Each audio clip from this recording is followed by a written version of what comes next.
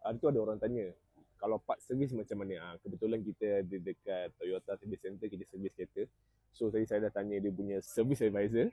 Okay, dia kata kalau untuk kereta recon, kalau kita nak servis dekat Toyota punya service center, boleh, tak ada masalah. Just bawa geran apa semua, nanti diorang akan register lah.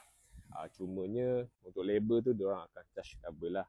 Jadi terpulang ke anda boleh pergi ke mana-mana sahaja servis center yang berdaftar dengan SSM. Boleh pergi mana-mana workshop untuk servis. Sebab yang penting kita perlu ambil gambar servis stiker tu and then dengan dia punya invoice lah untuk kita attach ataupun kita upload dalam kita punya app. So setiap warranty nanti, setiap kereta nanti dia akan dapat apps. Setiap customer akan dapat apps. So setiap kali servis perlu update, perlu upload dalam apps yang kita bagilah. So nanti adalah dia punya username apa semua. Benda tu semua penting lah.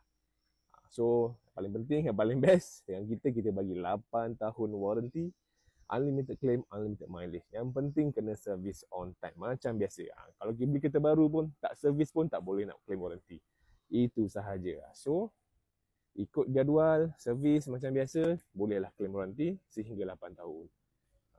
Kalau kita bagi 8 tahun sekalipun tak servis, macam mana nak proceed untuk warranty, betul?